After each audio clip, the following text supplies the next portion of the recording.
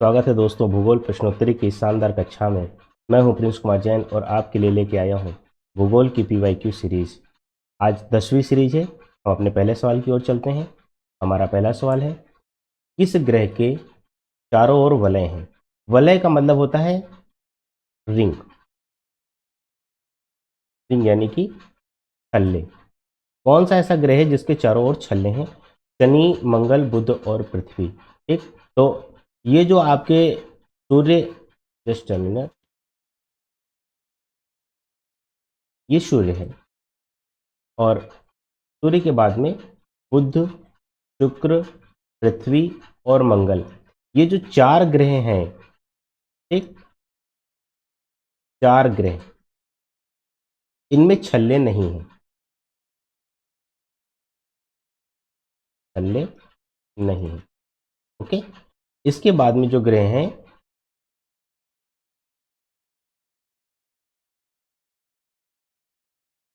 बृहस्पति,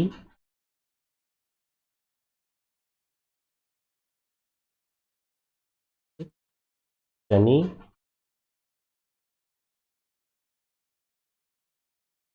अरुण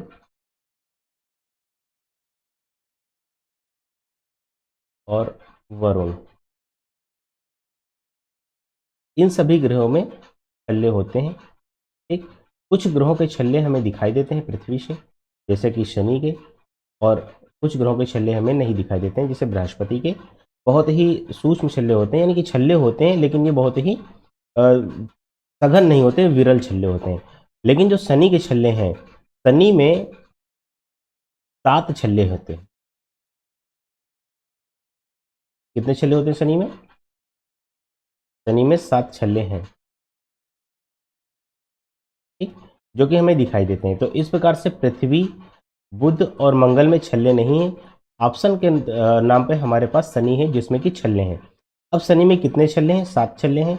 इन छल्लों को क्रमशः ए, बी, सी, डी, ई, एफ और जी, इन नामों से जाना जाता है। ठीक, ये क्रमशः इनके नाम हैं छल्लों के, और ये बहुत ही सघन छल्ले होते हैं जो कि पृथ्वी से भी अगर देखा जाए तो दिख जाते हैं कभी कभी। ठीक, बस ये होना चाहिए कि हाँ, हमें पता होना चाहिए कि कौन सा ग्रह शनि है। अगले सवाल में हम चलते हैं। अगला सवाल है हमारा, सूर्य ग्रहण कब होता है? चतुर्थांश चंद्रमा के दिन, प्रतिपदा यानी कि अमावस्या के दिन, ठीक, किसी दिन यानी कि रैंडम कोई भी दिन, पूर्णिमा, पूर्णिमा यानी कि जब चंद्रमा पूर्ण होता है, पूर्णमासी बोलते हैं इसको, पूर्णिमा के दिन। तो ये पूछ रहा है कि सूर्य ग्रहण कब होता है। सूर्य ग्रहण होने की स्थिति सबसे पहले समझते हैं। ये हमारा सूर्य है और ये पृथ्वी है। ओके।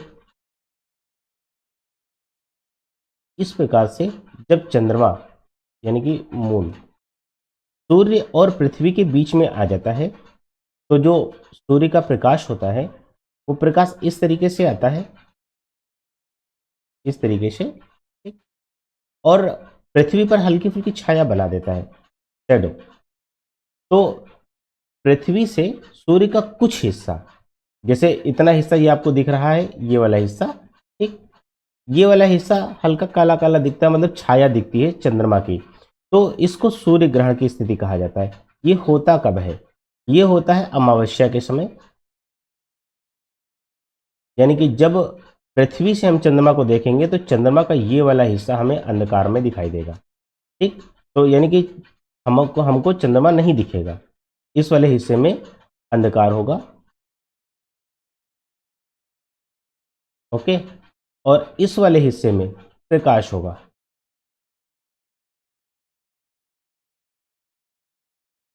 ठीक, क्योंकि चंद्रमा के पास अपनी कोई ऊर्जा और अपना कोई प्रकाश नहीं होता है। चंद्रमा सूर्य के प्रकाश से चमकता है। तो जो सूर्य की तरफ से किरण आ रही है उधर ही चंद्रमा चमकेगा, और इधर पृथ्वी की तरफ से तो कोई प्रकाश जा नहीं रहा है, इस प्रकार से पृथ्वी की तरफ से दिखेगा चंद्रमा नहीं, यानी कि चंद्रमा इधर से नहीं दिखेगा। जब चंद्रमा नहीं दिखेगा तो पृथ्वी पर कौन सा होता है? अमावस्या। पृथ्वी पर किस प्रकार की स्थिति होती है? अमावस्या की स्थिति होती है। तो इसका मतलब ये हो गया कि अमावस्या के समय सूर्य ग्रहण हो सकता है, और अमावस्या का ही एक दूसरा नाम है प्रतिपदा। तो सूर्य ग्रहण कब होता है? प्रतिपदा या अमावस्या को। अगले सवाल पे चलते हैं।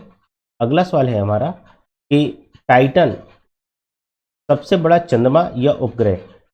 आमतौर पे उपग्रह को चंद्रमा कह दिया जाता है, लेकिन पृथ्वी के चंद्रमा का नाम चंद्रमा है और अन्य ग्रहों के उपग्रह का नाम अन्य अन्य है, यानी कि और भी नाम होते हैं। सभी को चंद्रमा एक रैंडम तरीके से बोल दिया जाता है। तो हम देखते हैं कि टाइटन जो है वो किस ग्रह का सब उपग्रह है। ठीक, सबसे बड़ा मंगल का, शुक्र का, बृहस्पति का या शनि का। तो सबसे पहले हम देखते हैं कि शुक्र पे कोई भी उपग्रह नहीं है। शुक्र पे उपग्रह नहीं है।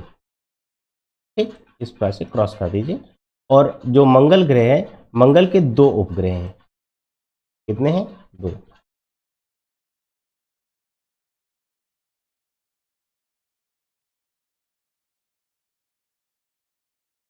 एक का नाम क्या है? फोबोस। और दूसरे का नाम है डीमोस। ये दोनों मंगल के उपग्रह हैं। बृहस्पति, बृहस्पति का सबसे बड़ा उपग्रह है जिसका नाम है गैनीमेड।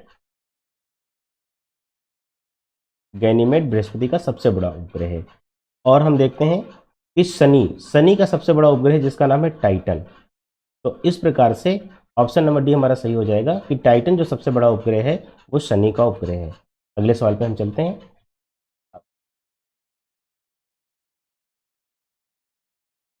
अगला सवाल है हमारा, निम्नलिखित में से निम्नलिखित में से कौन से ग्रह के सर्वाधिक प्राकृतिक उपग्रह, ठीक, या चंद्र है? प्राकृतिक उपग्रह इसमें पूछ रहा है।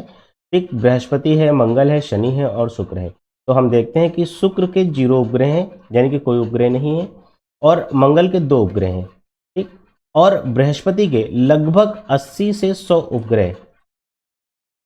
क्योंकि हम 80 से 100 इसलिए लिख रहे हैं क्योंकि उपग्रह की खोज होती रहती है और कभी कभी घट बढ़ जाते हैं। तो इस प्रकार से हम आपको निश्चित संख्या नहीं बता रहे हैं। कुछ किताबों में 80 है, कुछ किताबों में 90 है, कुछ में 100 है। तो इस प्रकार से हम 80 से 100 उपग्रह लिख रहे हैं। और जो हमारा शनि है इसके 100 प्लस उपग्रह लिख रहे हैं। इसके भी उपग्रहों की खोज लगातार हो रही है। इस प्रकार से हम देखेंगे कि सर्वाधिक प्राकृतिक उपग्रह शनि के हैं। शनि के प्राकृतिक उपग्रह सर्वाधिक क्यों है, इसका मैं एक आपको कारण बता दे रहा हूँ, बहुत बढ़िया कारण है। ये हमारा शनि है और ये इसके छल्ले हैं।